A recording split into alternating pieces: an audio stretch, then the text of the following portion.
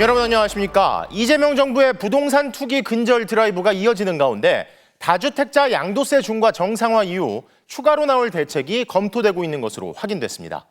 보유기간과 거주기간을 계산해 주택 양도세를 깎아주는 장기보유 특별공제 축소가 추가로 발표될 수 있다고 전해지는데요. 이재명 대통령이 직접 거주용 아닌 똘똘한 한 채 갈아타기에 대해서도 경고한 가운데 강력한 대책을 한 번에 내놔서 투기를 잠재우려는 의도로 보입니다. 첫 소식 정상빈 기자의 단독 보도입니다. SNS를 통해 연이어 부동산 안정화 의지를 드러내온 이재명 대통령이 오늘은 새벽 1시에 글을 올렸습니다. 정부의 다주택자 압박 영향으로 1주택자들이 이른바 상급지로 갈아타려고 한다는 내용의 기사를 공유한 뒤 똘똘한 한 채로 갈아타기도 주거용이 아니면 안 하는 것이 이익일 것이라고 경고했습니다. 이 대통령은 최근에도 투기용 비거주 1주택도 장기 보유했다고 세금 감면해주는 것은 이상해 보인다고 지적했습니다. 바람직하지도 않은 투기용 부동산을 오래 가지고 있다고 세금을 깎아준다? 그거 좀 이상한 것 같아요. MBC 취재 결과 이 대통령의 잇따른 부동산 SNS 공세는 현재 준비 중인 부동산 규제 정책에 앞선 경고성 메시지인 것으로 파악됐습니다. 청와대 관계자는 이재명 대통령은 세제와 다주택자 규제 등 강력한 대책을 한 번에 내놔야 투기를 잠재울 수 있다는 입장이라고 전했습니다. 수십 차례의 부동산 대책을 쏟아내면서도 집값 잡기에 실패했던 과거를 되풀이하지 않겠다는 강력한 의지가 반영됐다는 겁니다. 또 다른 참모도 장기 보유 특별 공제는 면밀한 검토를 진행하고 있다며 지방선거가 있다고 해서 마냥 뒤로 미루지는 않을 것이라고 말했습니다. 사실상 7월 부동산 세제 개편안 발표와 지방선거에 앞서 먼저 장특공 축소 등 일부 규제 정책을 펼칠 가능성을 내비친 겁니다. 한 청와대 관계자는 매우 철저하고 섬세하게 합리적인 조세 개편 방안을 준비하고 있다면서 보유세도 최종적으로 필요하다면 만반의 준비를 하고 쓸 수밖에 없다고 준비 상황을 전했습니다. 한편 한 참모는 여권 내에서 지선을 앞둔 부동산 드라이브가 부담이 될 수 있지 않겠느냐는 우려도 전달됐지만 대통령이 직접 SNS와 발언을 통해 이를 일축하고 있는 것으로 보인다고 전했습니다. MBC 뉴스 정상빈입니다. 지난주까지만 해도 정부가 뭘 하든 버티면 이긴다던 서울 강남. 그중에서도 초고가 아파트가 몰려있는 압구정동의 분위기도 상당히 달라졌다고 합니다.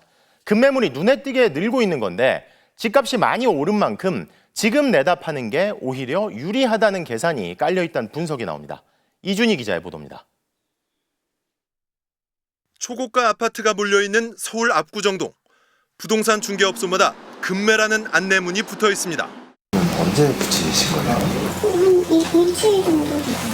기존 호가보다 10억 원이나 싸게 나온 것들도 있습니다. 불과 지난주 대통령이 연일 강도 높은 발언을 쏟아낼 때도 버티면 된다고 장담했던 곳입니다. 속된 말로 존버하면은 결국은 이기더라, 승리하더라. 굳이 지금 이렇게 쪼였을 때 팔 필요는 없다고 생각을 하는 것 같습니다. 하지만 열흘도 안 돼 분위기가 바뀌었습니다. 물건이 좀 나오기 시작하고 있습니다. 이번 주 계속 나왔거든요. 가격도 좀 하락한 가격으로 2, 3억 정도 더 내고 해줄 수 있다. 양도 차익이 적게는 수억 원, 많게는 100억 원에 달하는 경우까지 있다 보니 지금 파는 게 낫다는 판단을 한 걸로 보입니다. 최근 몇 년 동안의 가격 상승으로 인해서 양도 차익만 20억, 30억 혹은 극단적으로는 100억에 이르는 경우도 꽤 많이 있습니다. 양도세가 중과되면 세금은 얼마나 늘어날까? 집을 팔고 벌어들인 이익이 10억 원이라면 3주택자의 경우 지금은 세금으로 2억 6천만 원을 냅니다. 하지만 5월 9일 이후엔 6억 8천만 원, 4억 원을 더 내야 합니다. 강남 아파트처럼 많이 오른 주택일수록 5월 9일 이전에 파는 게 절세 측면에서 더 이득입니다. 30억 원의 차익을 거둔 다주택자가 5월 9일이 지나 매도할 경우 부과되는 양도세는 24억 원, 지금보다 13억 원이 늘어납니다. 세금이 10억 이상 더 내야 되는 상황이니까 그냥 자기가 5억 포기하고 그럼 어차피 자기가 5억 먹는 거잖아요. 강남 3구와 한강벨트를 중심으로 서울 핵심 지역의 집값 상승세는 주춤하고 있습니다. 송파와 마포의 상승폭이 특히 줄었고 서울 전체 아파트값 상승률도 0.27%로 둔화됐습니다.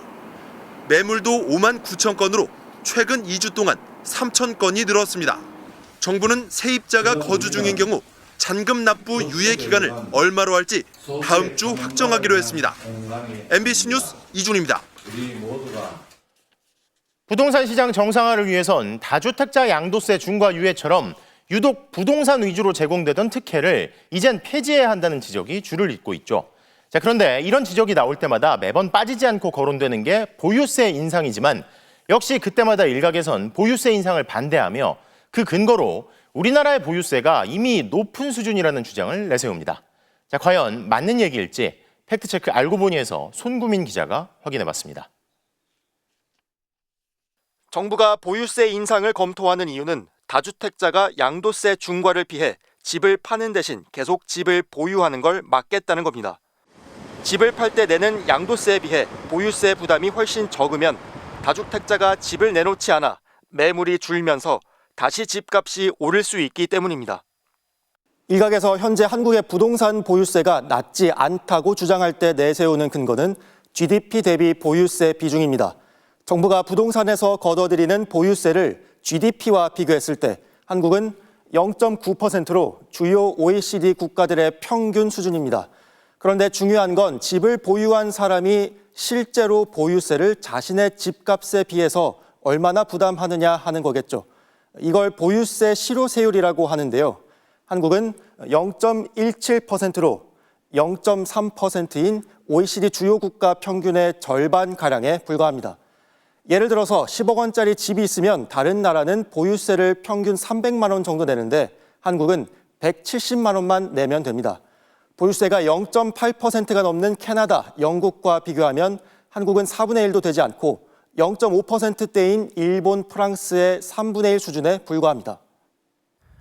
이렇게 한국이 유독 보유세 실효세율이 낮은 건 집값이 단기간에 크게 오른 데 비해 보유세를 매기는 과세 기준은 이를 충분히 반영하지 못하고 있기 때문입니다. OECD는 보유세에 대해 세수를 안정적으로 확보할 수 있고 부동산 투기를 억제해 집값 안정에도 도움이 된다면서 각국이 보유세를 높일 필요가 있다고 강조했습니다. 정부가 부동산 매매에서 걷어들이는 거래세는 GDP와 비교하면 한국은 OECD 국가 가운데 가장 높습니다. 집값이 GDP에 비해 높기 때문입니다. 하지만 매매할 때 실제로 내는 실효 거래세는 집값의 5% 정도로 벨기에, 프랑스 등 유럽 국가들보다 최대 절반가량 낮은 수준입니다. 알고 보니 손구민입니다. 1990년대 후반부터 대형마트가 급성장하며 전통시장과 골목상권이 급격히 위축되자 이명박 정부 시절이던 2011년 국회는 대형마트 영업을 제한하는 근거를 마련했죠.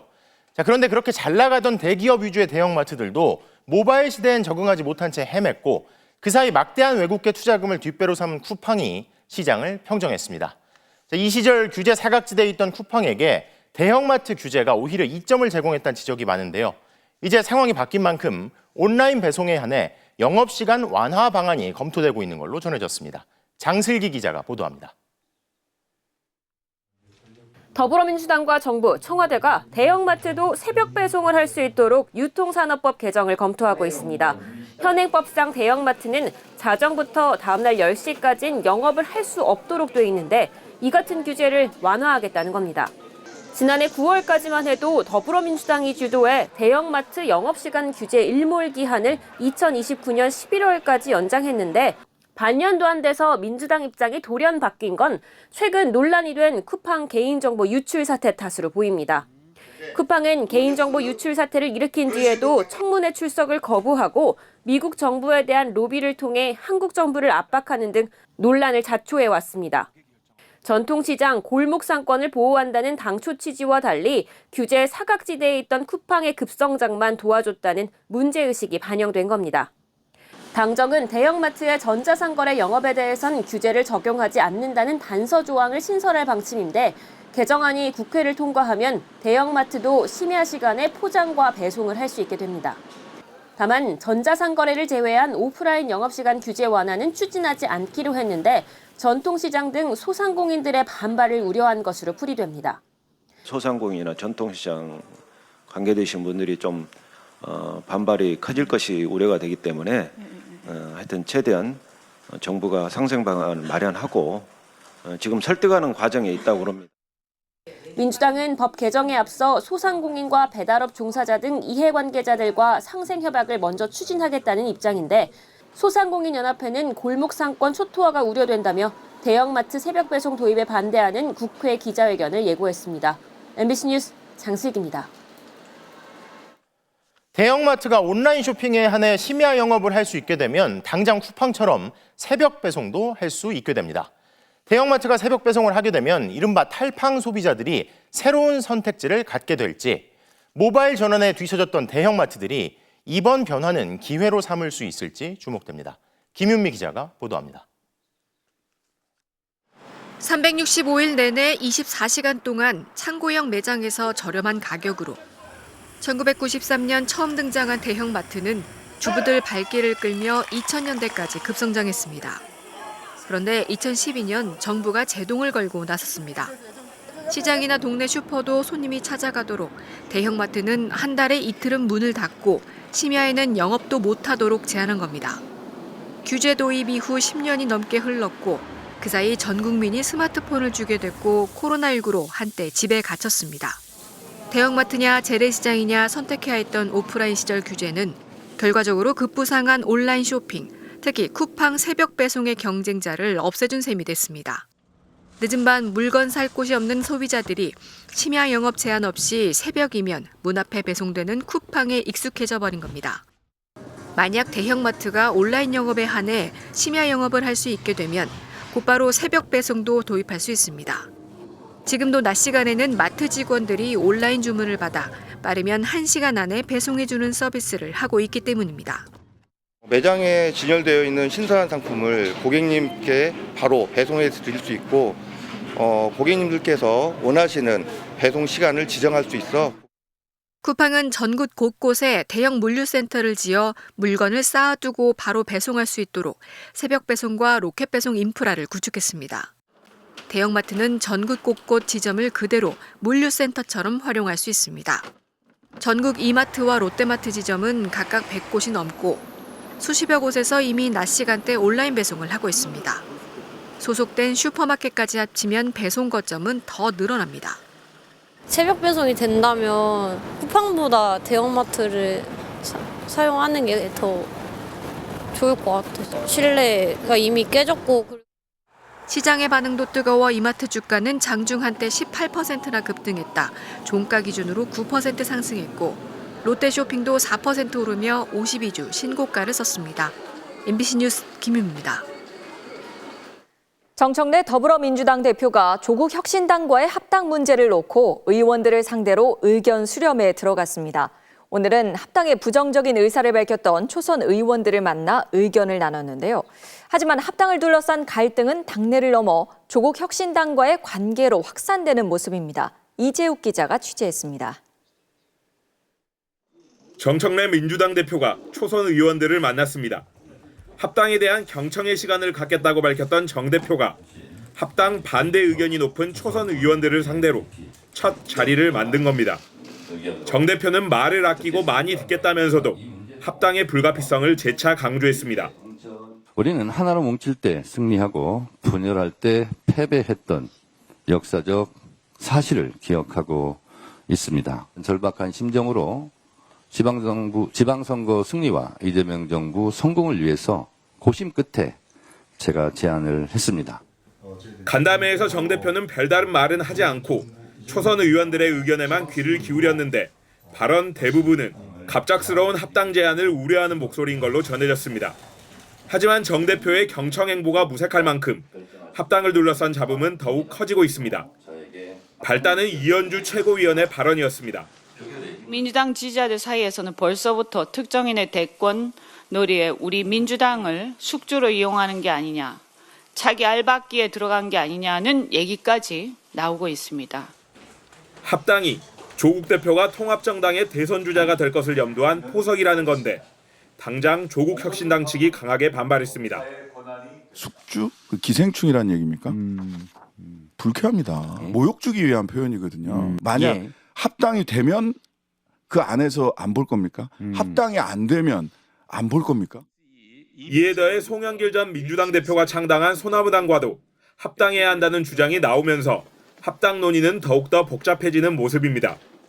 이런 가운데 정청래 대표는 내일은 삼선 의원과 중진 의원, 오는 10일에는 재선 의원들을 만나 원내 의견을 듣는 행보를 이어갑니다.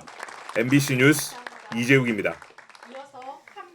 국어 유튜버 고성국 씨가 한동훈 전 대표 제명에 반발하는 국민의힘 의원들을 지적하고 나면 누군가가 친하게 의원들을 윤리위원회에 제소하는 일이 연달아 벌어지고 있습니다. 제1야당이 국우 유튜버들에게 잠식당했다는 우려가 국민의힘 내부에서도 제기되고 있습니다. 김민창 기자입니다. 한동훈 전 대표 제명 하루 전인 지난달 28일 친한계 배현진 의원이 위원장을 맡고 있는 국민의힘 서울시당은 자멸의 구판을 거둬라, 이대로 가면 다 죽는다는 등의 제목으로 한 전 대표의 제명 철회를 촉구하는 성명서 여러 개를 발표했습니다. 그로부터 이틀 뒤 배현진 의원은 당 윤리위원회에 제소됐습니다. 마치 모든 서울시당 소속 당원들이 한동훈 제명에 반대하는 것처럼 성명서를 냈다는 게 주된 이유였습니다. 전 서울이 한동훈 제명을 원하지 않는다고 썼어요. 근데 거짓말이거든요. 사과를 안 하길래 제가 윤리위에 제소했습니다. 배 의원 제소에 앞서 국우 유튜버 고성국 씨는 배현진, 고동진을 당장 제명하라는 제목의 8분여짜리 칼럼을 올렸습니다. 서울시당이 마치 한동훈이 것인 것처럼 배현진이 것인 것처럼 지금 움직이고 있습니다. 고 씨는 엊그제 의원총회에서 당권파 조광한 최고위원과 설전을 벌인 친한계 정성국 의원을 향해서도 폐륜적 막말, 정성국을 제명하라는 방송을 했습니다. 방송 직후 당권파가 주축인 국민의힘 원외당협위원장들은 정 의원을 윤리위에 제소할지 검토 중입니다. 공교롭게도 고 씨가 친한계 정치인들을 저격하면 윤리위 제소로까지 이어지고 있는 겁니다. 당 안팎에선 윤어게인 유튜버에 당이 휘둘리고 있다는 비판이 커지는 가운데 국민의힘 장동혁 대표는 한 전 대표 제명 이후 일부 의원들이 제기한 재신임과 사퇴 요구에 조건부 수용 의사를 밝혔습니다. 당원들께서 저를 사퇴하라고 하거나 재신임하지 않는다면 저는 당 대표직에서 물러나고 국회의원직에서도 물러나겠습니다. 다만 장 대표는 재신임을 요구하는 쪽도 정치적 생명을 걸라고 말했습니다. 이에 새신파 의원들은 책임 회피를 위한 연출이자 궁여지책이라고 비판했고 오세훈 서울시장은 실망스럽다고 평가절하했습니다. MBC 뉴스 김민찬입니다. 내란 옹호와 막말 논란에 국가인권위원회 김용원 상임위원이 오늘 임기를 마치고 퇴임했습니다. 퇴임식 자리엔 김 의원의 지지자들과 인권위 직원들이 뒤엉켜 아수라장이 되기도 했는데요. 임기 마지막 날까지 사과는 없었습니다. 강은 기자입니다. 3년 임기를 마친 김용원 국가인권위원회 상임위원회 퇴임식. 뒤쪽에 쭉 늘어선 인권위 직원들이 손팻말을 들고 섰습니다. 버릇없이 굴지 말라, 너 맞을래 같은 막말과 폭언이 적혀 있습니다. 이른바 거울 시위. 김 의원이 그동안 동료 인권위원과 직원들에게 해온 말을 김 의원에게 그대로 되돌려주려는 겁니다. 그런데 김 의원 지지자들이 이를 막아섰습니다. 뭐야? 진짜 왜 방해? 왜 막아? 왜 계속 막냐고? 그러더니 벽에 붙여놓은 팻말을 찍기 시작했습니다. 저희 거니까 떼지 마시라고요. 왜 그러시라고요? 3년 내내 막말과 정치 편향 등으로 논란을 빚은 김 의원의 마지막도 아수라장이 됐습니다. 그는 퇴임사에서도 이분법적 편향성을 드러냈습니다. 인권위에서는 인권에 관한 좌파적 시각만이 유일한 정당성을 부여받고 있었고 우파적 시각은 배제와 경멸, 조롱의 대상에 불과하였습니다. 박정훈 대령 긴급구제 신청을 기각해 외압 의혹에 휘말렸고 윤석열 방어권 안건 의결을 주도해 인권위 퇴행 논란에 정점을 찍고도 이들 사례를 임기 중 최고의 성과로 꼽는 뻔뻔함도 드러냈습니다. 사과는 없었습니다. 가격방은 사과하실 의향 있으신가요? 내가 받아야 할 것 같은데요. 사과를 받아야죠. 퇴임과 동시에 내란 선동 선전 혐의 등으로 경찰의 본격 수사를 받게 될 김 의원에 대해 36개 시민사회단체는 김용원 의원이 인권위를 떠나는 순간이 임기 중 인권을 위해 가장 크게 기여한 순간이라고 꼬집었고 인권위 노조는 다시는 마주치지 말자고 했습니다. 김 의원의 후임에는 중도로 분류되는 오영근 한양대 교수가 임명됐습니다. MBC 뉴스 강은입니다. 상속세 때문에 한국 부자 2,400명이 한국을 떠났다는 기사가 온라인상에서 화제가 되고 있습니다. 최근 대한상공회의소가 낸 보도 자료를 언론사들이 받아 쓴 건데요. 취재해보니 근거가 된 자료가 이미 조작에 가깝다고 결론난 엉터리 통계였습니다. 김건희 기자입니다. 50% 넘는 상속세 때문에 부자 2,400명이 한국을 떠났다. 최근 주요 언론들이 보도한 기사 제목들입니다.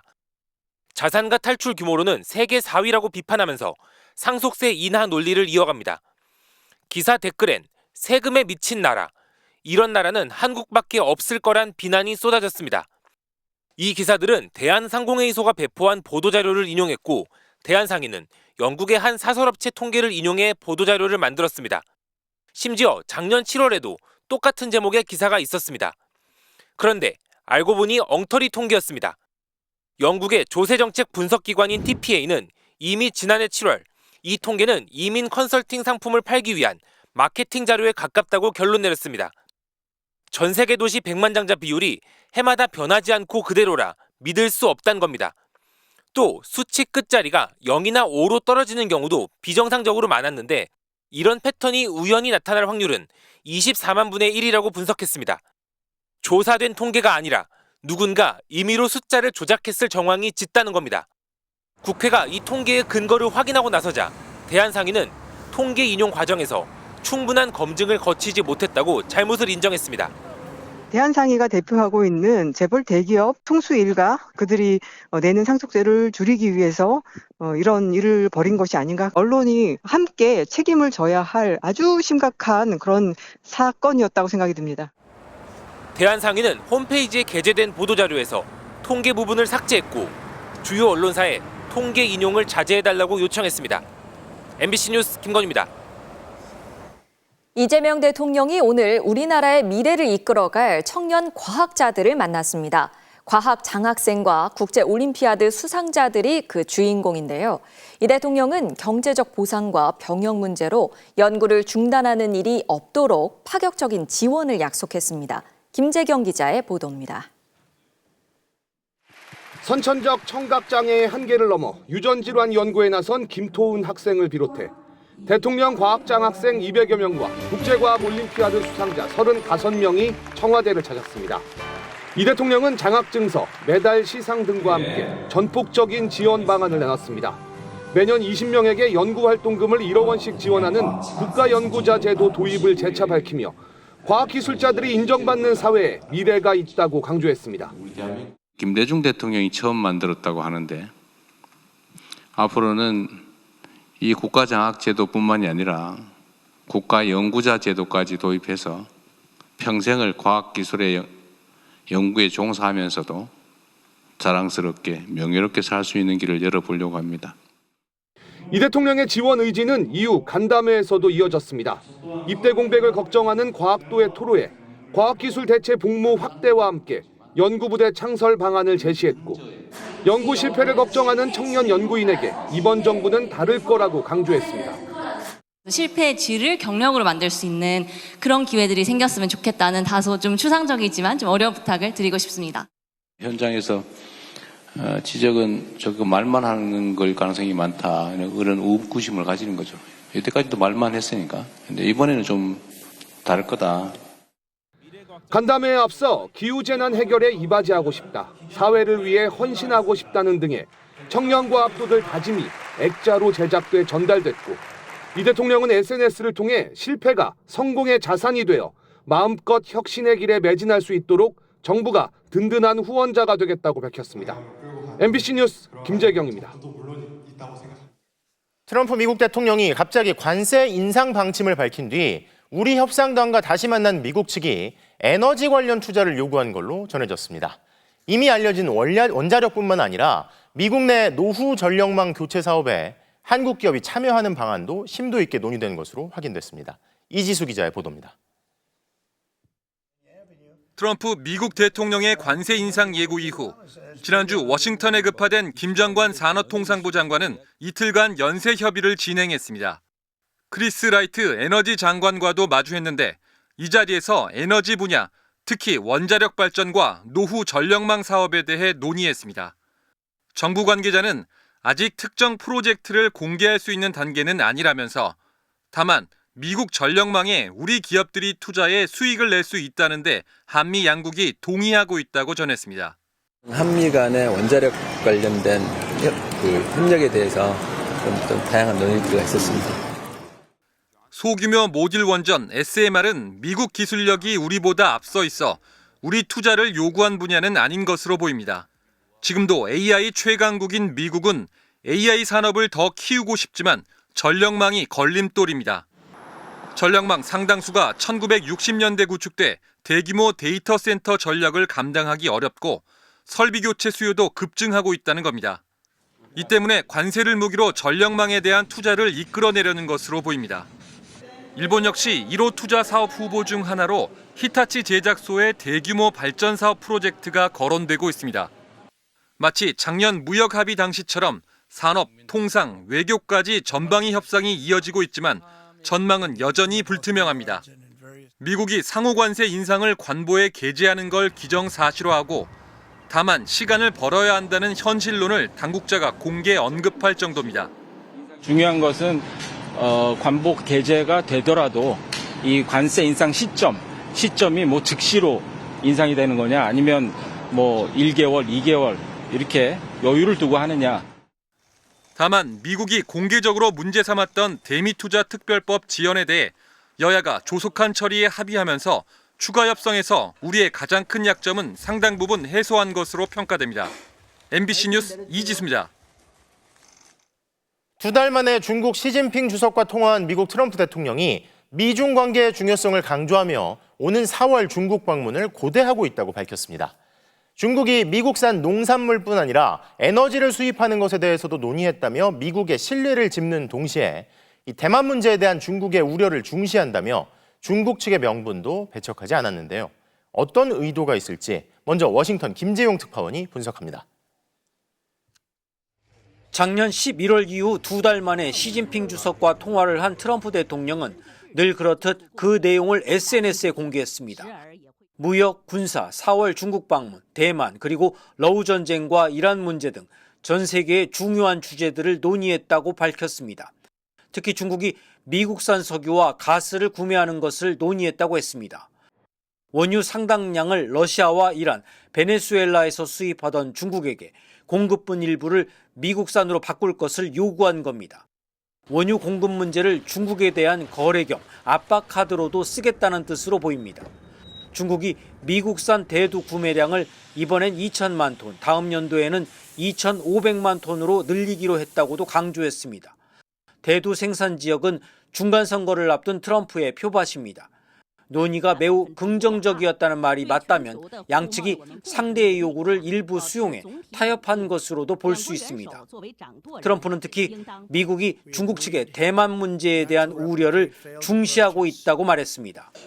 늘 하는 시 주석과의 관계가 매우 좋다라는 말을 넘어 미중 관계 유지가 얼마나 중요한지도 잘 알고 있다는 표현도 했습니다. I've always had a very good relationship with President Xi of China. He's an incredible man. 우호적 관계라고 애써 주장하는 건 작년 같은 대충돌은 피하자는 신호입니다. 자원과 안보 같은 예민한 문제에서 드러내놓고 싸우는 건 그만큼 버겁다는 뜻으로 해석됩니다. 이는 동시에 각자의 세력권을 명시적으로 인정하고 체력을 더 키우겠다는 뜻이기도 합니다. 이번 통화가 2차 대전 이후에 강대국 간 세력권 질서를 다뤘던 얄타 회담 시작일에 맞춰 이뤄졌다는 건 그래서 더 예사롭지 않습니다. 워싱턴에서 MBC 뉴스 김재용입니다. 앞서 보신 트럼프 대통령과의 통화에서 시진핑 주석은 양국 관계에서 가장 중요한 건 대만 문제라고 강조했는데요. 이에 트럼프 대통령도 중국과 정면 충돌할 생각은 없다는 듯한 입장을 밝혔는데 미일 동맹을 강조하며 대만 유사시 군사 개입 가능성까지 언급했던 일본 다카이치 총리로선 또 한 번 민망한 상황이 펼쳐진 겁니다. 이어서 베이징 이필희 특파원입니다. 시진핑 주석이 트럼프 대통령에게 강조한 것은 대만 문제가 양국 관계에서 가장 중요하다는 것이었습니다. 대만은 중국의 영토라며 대만이 분리되는 것을 절대 용납하지 않을 것이라고 경고도 했습니다. 대만에 무기를 파는 것에는 노골적으로 불편함을 드러냈습니다. 美方务必慎重处理对台军售问题。 이에 대해 트럼프 대통령은 중국의 이런 우려를 중요하게 생각한다며 미중 관계는 가장 중요한 양자 관계라고도 말했다고 중국 관영 언론들이 보도했습니다. 대만 문제로 중국과 갈등을 빚을 생각은 없음을 명확히 한 셈입니다. 다만 트럼프 대통령이 자신의 SNS로 밝힌 내용에는 이 같은 내용이 담기지는 않았습니다. 중국과의 관계 개선을 위해 대만 문제를 두고 시진핑의 체면을 세워줬다는 해석이 나오는 가운데 당장 일본의 입장이 난감해졌습니다. 다카이치 총리는 작년 11월 대만 유사시 일본의 군사 개입을 시사해 중국의 경제 보복에 직면해 있기도 합니다. 중의원 선거를 앞둔 지난달에는 보수 표심을 자극하기 위해 대만 유사시 일본이 아무것도 안 하면 미일 동맹이 붕괴된다며 군사 개입 가능성을 다시 언급했습니다. 그러나 트럼프 대통령은 중국 방문을 매우 기대하고 있다고 시진핑 주석에게 밝히며 오는 4월 중국 방문을 재확인했습니다. 베이징에서 MBC 뉴스 이필입니다.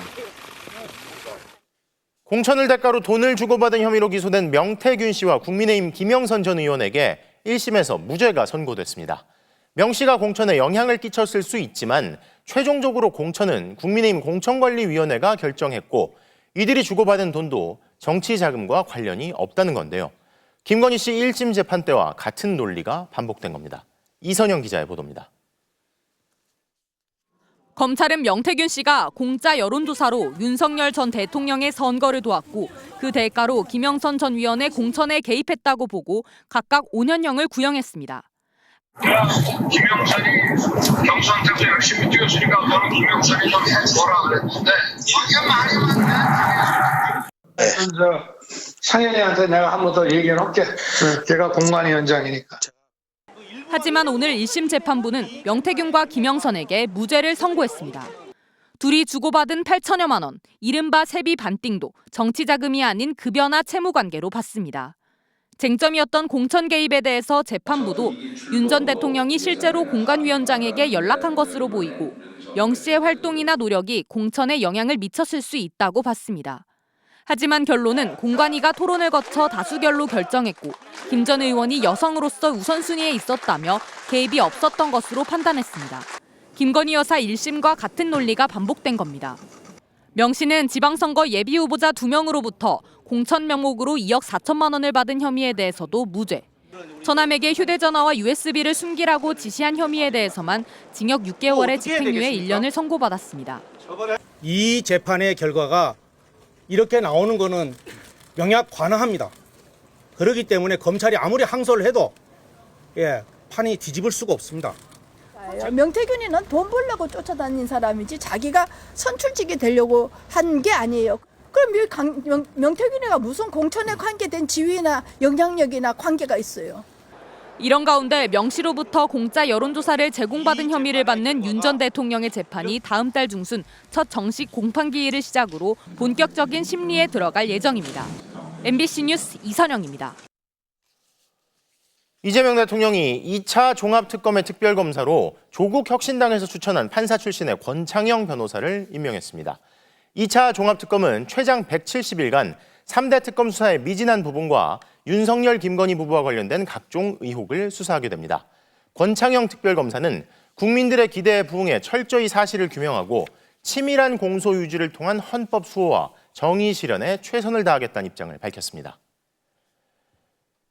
윤석열 등을 피고인으로 하는 12.3 내란 사건 2심을 담당할 내란 전담 재판부의 윤곽이 드러났습니다.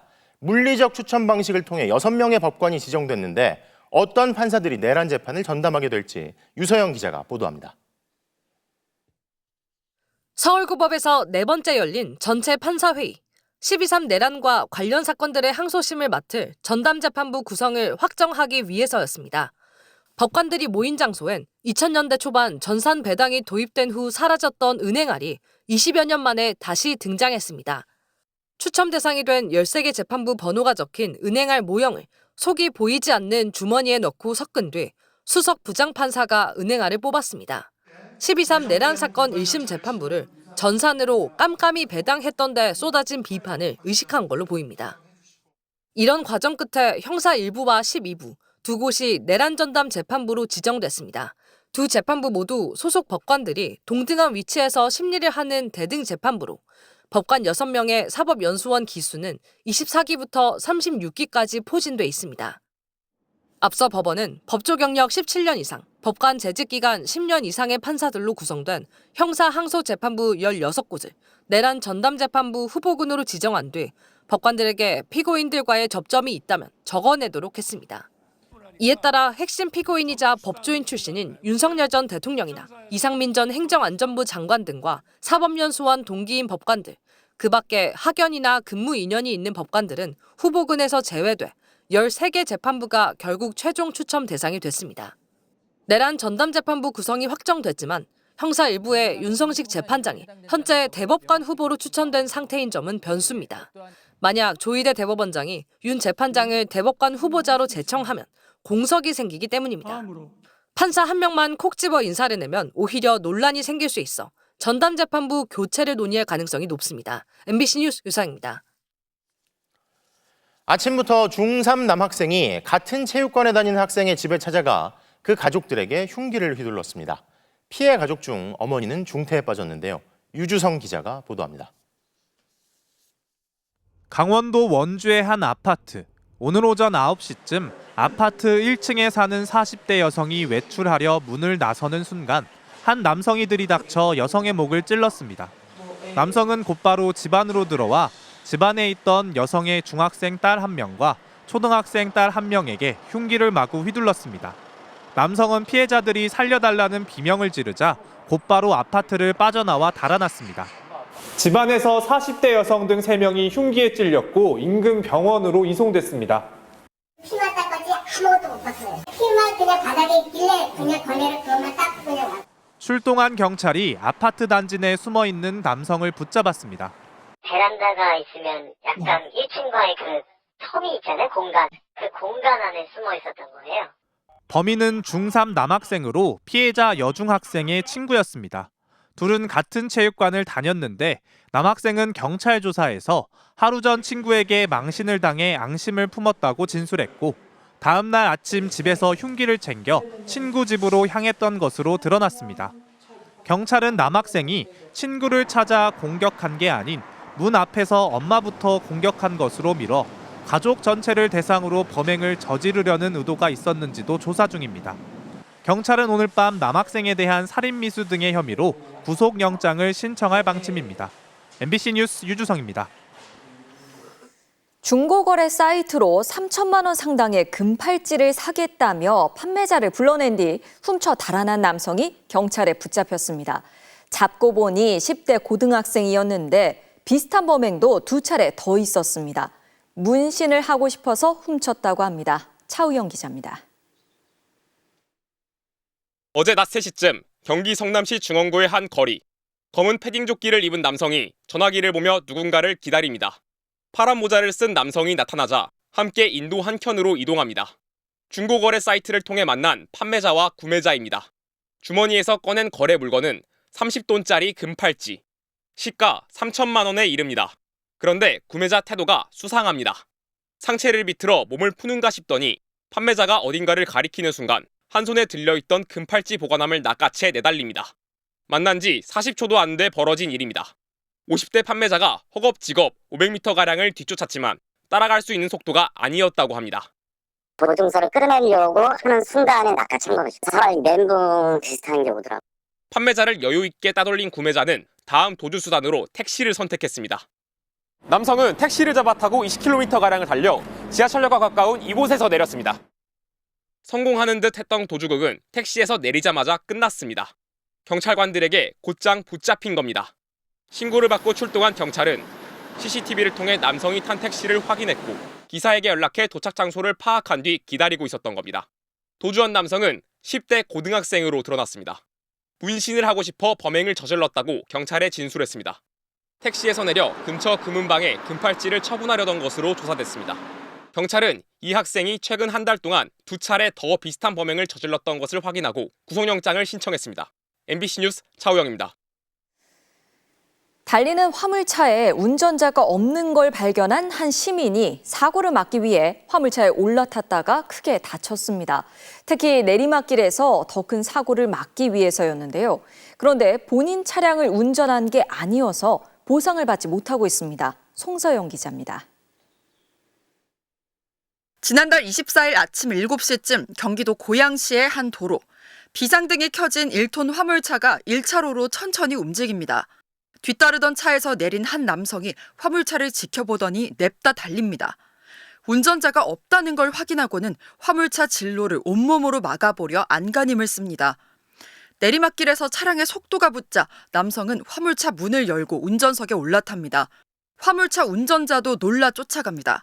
하지만 불과 10여 미터를 지나 사고가 났습니다. 브레이크를 밟을 새도 없었는지 화물차는 인근 자동차 정비소 주차장 턱에 걸려 뒤집혔습니다. 한 바퀴를 굴렀습니다. 남성은 운전석 문이 열리면서 튕겨나왔습니다. 이 삼거리부터 내리막길이 시작되면서 속도가 붙은 트럭은 이곳 자동차 정비소 앞에서 뒤집히고 나서야 멈춰섰습니다. 화물차를 세우려던 남성은 근처에서 아내와 함께 반찬 가게를 해온 67살 양명덕 씨. 의식은 되찾았지만 하반신 마비가 우려되는 중상을 입었습니다. 워낙 봉사활동 같은 경우도 많이 하고 노인분들 일부러 배달까지 다 해드려요. 그런 사람이 저러고 이제 하반신을 못 쓴다고 하니까. 더 큰 사고를 막으려다 크게 다쳤지만 피해 보상은 받지 못하고 있는 상황입니다. 본인 차량이 아니라 보험 적용이 안 돼 수천만 원대 치료비를 직접 부담해야 합니다. 평소에 사장님이셨어도 했겠다. 네. 아마 사장님이 그 기사가 위험할까 싶으셔서 아마 몸이 먼저 나가셨을 것 같아요. 경찰은 화물차 운전자가 시동 걸린 차량의 기어를 주행 상태에 놓고 편의점에 갔다 사고가 난 것으로 보고 과실이 확인되면 입건하기로 했습니다. 양 씨에 대해서는 도울 방법을 찾고 있지만 현재로서는 뾰족한 방법이 없다고 했습니다. MBC 뉴스 송서영입니다. 도로에서 4중 추돌 사고가 발생하며 사고 차량 중 한 대에 불이 났는데요. 불이 난 차의 운전자와 동승자가 탈출을 못하자 어디선가 나타난 사람들이 이들을 구조하고 불까지 껐습니다. 순식간에 나타나 사고를 해결한 분들은 누구였을까요? 이다은 기자가 취재했습니다. 울산의 한 자동차 전용 도로. 중앙 분리대역 1차로에 부서진 채 멈춰선 흰색 차량 앞부분에서 시뻘건 불길이 피어오릅니다. 하지만 불타고 있는 차량에선 아무도 나오지 않고 내려.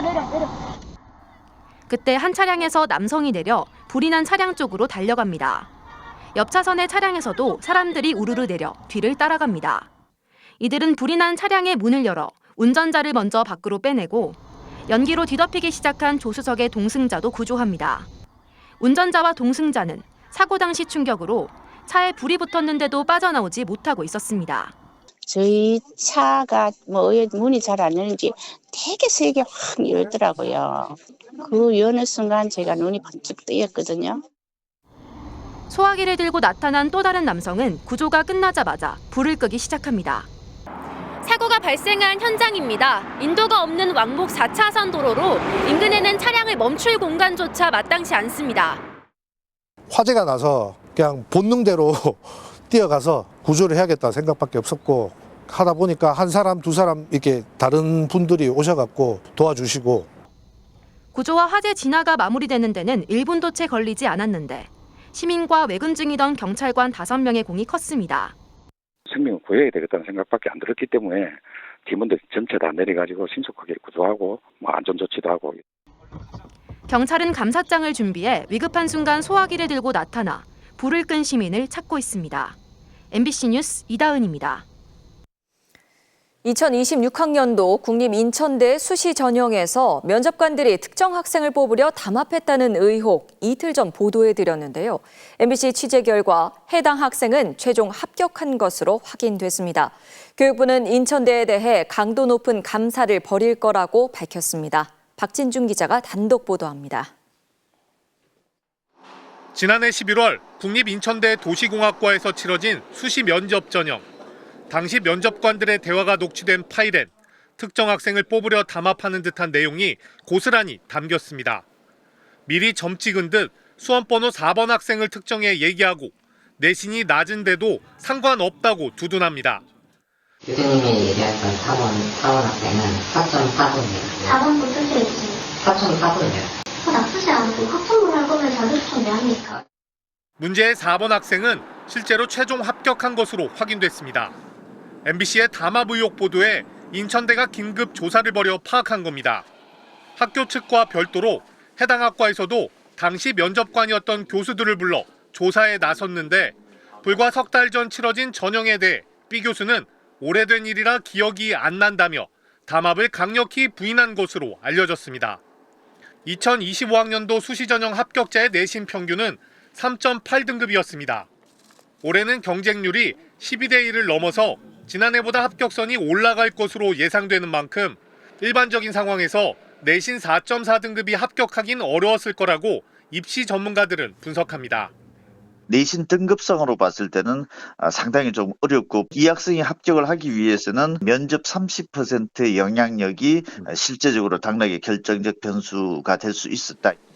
4번 학생의 합격에는 두 면접관의 점수가 결정적이었다고 볼 소지가 있는 겁니다. 담합 의혹이 실제 결과로 드러났습니다. 그렇지만 아직 밝혀야 할 게 좀 많습니다. 토목에 관심이 있다고 해서 정말로 다 탈락시킨 건지, 그리고 또 줄수외우기 채점이 있었는지. 교육부는 해당 사항을 무겁게 받아들이고 있다며 강도 높은 감사를 진행할 계획이라고 밝혔습니다. MBC 뉴스 박진준입니다. 지난 21대 대선 과정에서 이재명 대통령의 두 아들이 군대 면제를 받았다는 허위 글을 SNS에 올린 이수정 국민의힘 수원정 당협위원장이 1심에서 벌금 300만 원을 선고받았습니다. 수원지법은 게시글을 단시간 내에 삭제했더라도 인터넷이 가진 파급력을 고려하면 유권자의 합리적 판단을 저해할 우려가 상당하다면서 진실인지 확인하는 노력을 하지 않은 채 게시글을 작성한 점을 고려하면 고의성이 인정된다고 했습니다. 공직선거법상 벌금 100만 원 이상이 확정되면 향후 5년간 공직선거에 출마할 수 없습니다. 2022년 지방선거 당시 공천 헌금을 주고받은 혐의를 받아온 무소속 강선우 의원과 김경천 서울시 의원에 대해 경찰이 구속영장을 신청했습니다. 수사가 시작된 지 한 달여 만에 주요 피의자들에 대한 첫 신병 확보 시도입니다. 박솔립 기자입니다. 공천헌금 의혹으로 민주당에서 제명된 무소속 강선우 국회의원과 김경전 서울시 의원. 경찰은 두 사람에 대한 구속영장을 동시에 신청했습니다. 지난 2022년 1월 서울 용산의 한 호텔에서 강 의원이 1억 원을 받고 김 전 의원을 민주당 시의원 후보로 공천했다는 게 경찰의 판단입니다. MBC 보도로 의혹이 불거진 지 38일 만입니다. 1억 이렇게 그 돈을 갖다가 받은 걸 사무국장이 그러니까 보관하고 있었다는 거 아닙니까? 네, 정말 그냥 아무 생각이 없었던 거죠. 진술이 엇갈린다는 점이 구속영장 신청 이유입니다. 강 의원이 쇼핑백을 건네받았지만 돈이 있는지 몰랐다며 혐의를 부인한 반면 김 전 시의원은 강 의원이 현금 전달 사실을 분명히 알고 있었다며 1억 원을 줬다는 자수서도 제출했습니다. 다만 강 의원의 경우 불체포 특권이 신병 확보의 변수입니다. 영장 청구되면 불체포 특권 포기하실 의향 있습니까? 신병 확보 이후 경찰이 짜맞춰야 할 퍼즐은 더 있습니다. 쪼개기 후원금 의혹도 진술이 다릅니다. 김 전 시의원이 1억 원을 돌려받고 나서 다시 강 의원에게 1억 3천여만 원을 쪼개기 후원했다는 게 의혹의 내용입니다. 김 전 시의원은 강 의원 측이 구체적 방식을 알려주며 직접 후원을 요구했다고 진술했고 강 의원은 후원금을 요구한 사실이 전혀 없고 반환 조치했다며 공방을 벌이고 있습니다. 당초 뇌물 혐의 적용을 검토한 경찰은 공천 업무는 공무가 아닌 당무라 보고 두 사람에게 뇌물죄보다 처벌이 가벼운 배임 혐의를 적용했습니다. 핵심 인물 출국 금지와 강제 수사가 늦어지면서 수사 초기부터 경찰 능력과 의지에 대한 비판이 컸습니다. 2023년 강서구청장 보궐선거를 앞두고 김경전 시의원이 민주당 인사들에게 공천원금을 줄여 모의했다는 의혹 수사는 얼마나 속도를 낼지 관심이 쏠립니다. MBC 뉴스 박솔립입니다. 고용노동부가 입사 이틀 만에 퇴사한 직원에게 180만 원을 손해배상하라고 해 논란이 됐던 서울 강남의 대형 치과 병원장을 형사 입건했습니다. 임금 체불은 물론 직원들에게 면벽 수행과 반성문 빽빽이를 시키는 등 직장 내 괴롭힘도 사실로 확인됐습니다. 재은효 기자입니다. 지난해 12월 고용노동부 감독관들이 서울 강남의 한 대형 치과를 압수수색합니다. 잔뜩 발견된 종이 뭉치들. 이른바 반성문 빽빽이 500여 장과 지각 사유서들입니다. 해당 치과는 입사 이틀 만에 그만둔 직원에게 퇴사 의사를 30일 전에 알리지 않았다며 180만 원의 손해배상금을 물려 논란이 됐습니다. 여기에 평소 직원들에게 면벽 수행과 빽빽이까지 시켰다는 제보가 나오자 고용노동부가 특별감독에 나선 겁니다.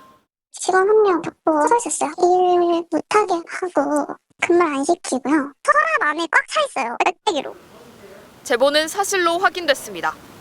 우선 근로기준법이 금지한 위약예정 확인서는 89장이 발견됐습니다. 퇴사자 39명에게 돈을 보내라는 내용 증명을 보냈고 송금하지 않은 11명에게는 지급 명령 소송까지 진행하고 있었습니다. 병원 내 괴롭힘도 확인됐습니다.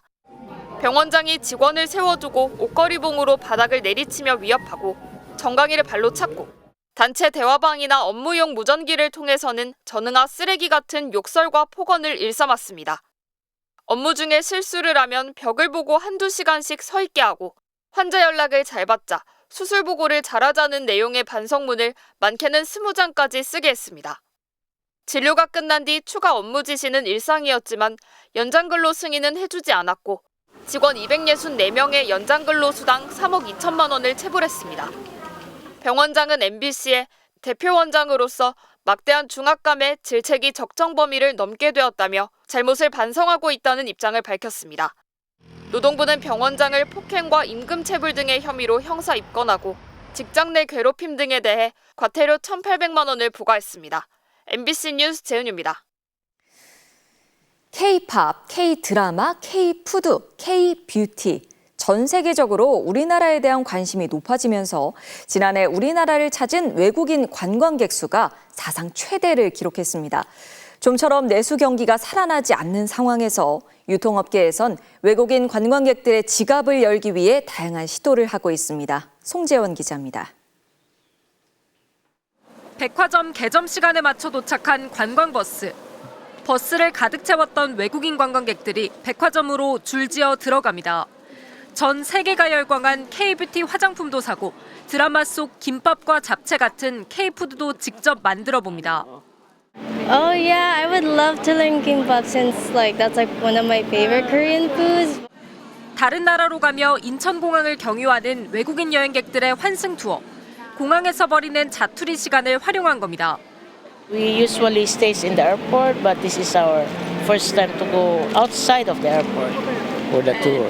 For the tour, yeah. 관광객들이 많은 서울 명동의 한 편의점. 중국인이 좋아하는 바나나 우유와 함께 캐대언 속 헌트릭스가 즐겨 먹던 라면은 종류별로 책꽂이처럼 모아놨습니다. 관광객들 발길을 어떻게든 끌어보려고 무인 환전기까지 준비했습니다. コンビニで韓国のヨーグルトビオットが有名っていうのを聞いてそれを食べてみたかったので寄ってみました。アイスクリーム、ドバイモチクッキー。 지난해 우리나라를 찾은 외국인 관광객은 1,894만 명으로 코로나19 이전을 넘어 사상 최대를 기록했습니다. 내수 경기가 여전히 부진한 가운데 외국인 관광객들은 백화점 매출의 20%를 넘기고 편의점 결제액이 2배까지 증가할 정도로 유통업계에 큰 손으로 떠올랐습니다. 원래 외국인 관광객들이 지갑을 열던 면세점들의 불황은 대조적입니다. 대규모 단체 위주였던 중국인 관광객들이 가족과 연인 단위로 바뀌면서 시내 쇼핑 비중이 늘어난 겁니다. 인천공항 면세점은 수익성 악화로 신라, 신세계 등 기존 사업자가 계약 기간을 못 채우고 지난해 사업권을 중도 반납하기도 했습니다. MBC 뉴스 송재원입니다.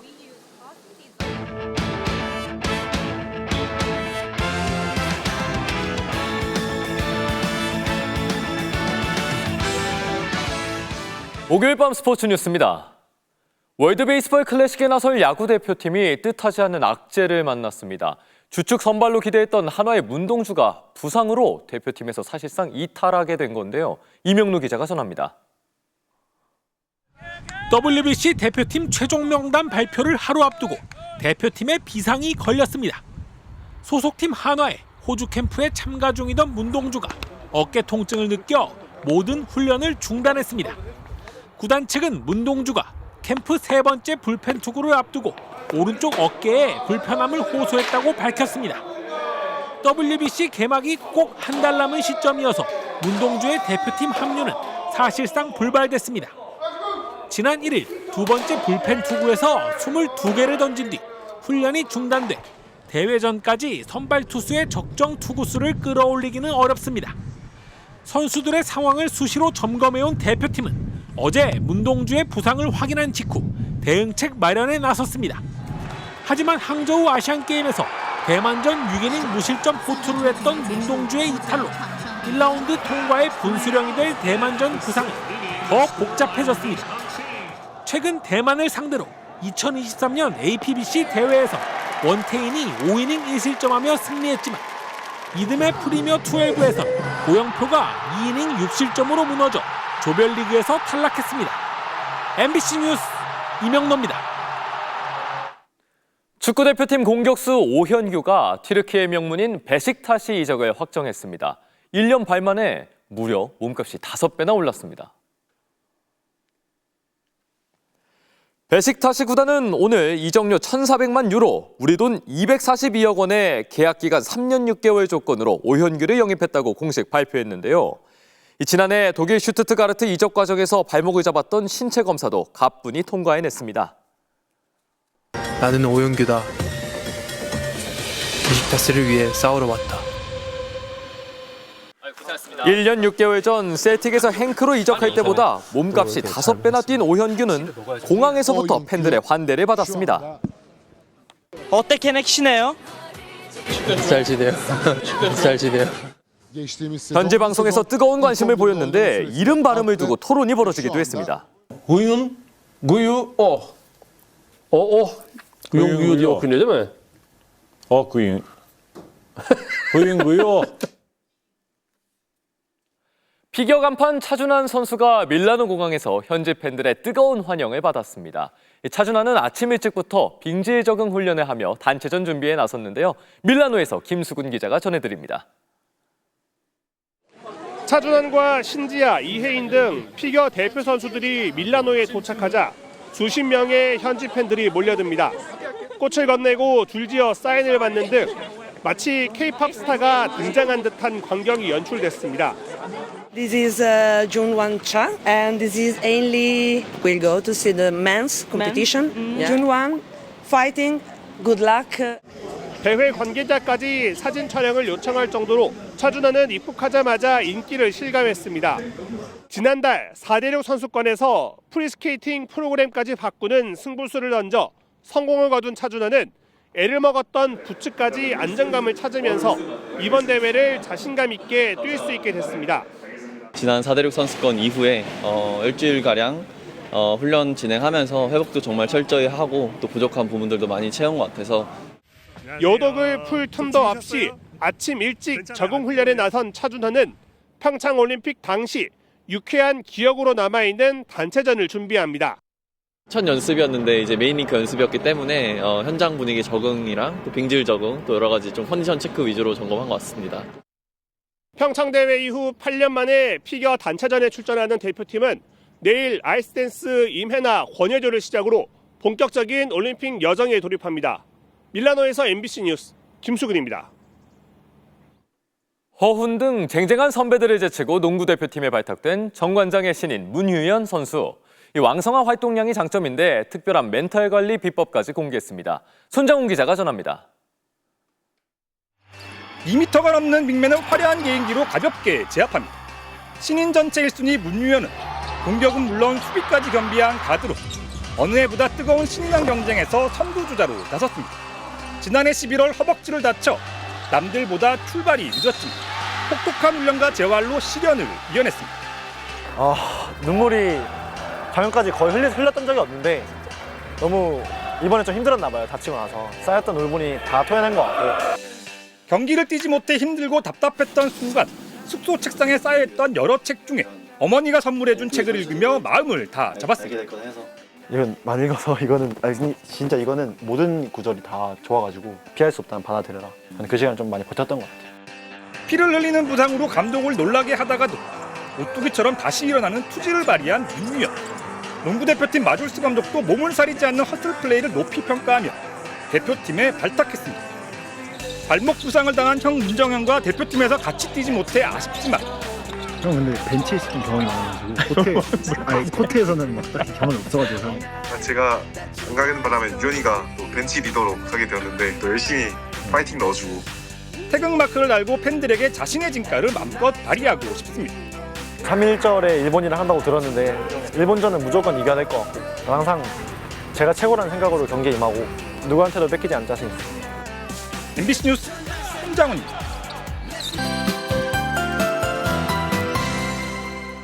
날은 온화하지만 공기질이 좋지 못합니다. 국외 스모그가 유입되면서 중서부 지방은 공기가 더 탁해지고 있는데요. 지금 미세먼지 농도를 보시면 서울 강동구 72, 태안 78 마이크로그램으로 나쁨에서 매우 나쁨 수준 보이고 있습니다. 늦은 밤부턴 황사까지 추가 유입되겠는데요. 다행히 먼지는 오래 가진 않겠습니다. 곧바로 북쪽에서 강한 한기가 내려오겠고요. 찬바람이 강하게 불면서 내일 오전이면 대기질을 회복하겠습니다. 다만 강추위가 예상됩니다. 오늘 밤 9시를 기해 서울 등 중서부 지방을 중심으로 닷새 만에 다시 한파주의보가 내려지겠고요. 내일 서울의 아침 기온이 영하 9도, 주말엔 영하 12도까지 곤두박질 치겠습니다. 급격한 기온 변화에 건강관리 잘 해주셔야겠습니다. 내일 서해안 지역은 바람이 매우 강하게 불겠고요. 동해안 지역은 계속해서 대기가 건조하겠습니다. 내일 아침 기온을 보시면 서울이 영하 9도, 광주 영하 4도까지 떨어지겠고요. 한낮 기온은 서울이 영하 3도, 전주 1도 안팎을 보이겠습니다. 다가오는 주말엔 강추위 속 호남과 제주에 많은 눈이 내릴 전망입니다. 날씨였습니다. 목요일 뉴스데스크 오늘 순서는 여기까지입니다. 함께해 주신 여러분 고맙습니다.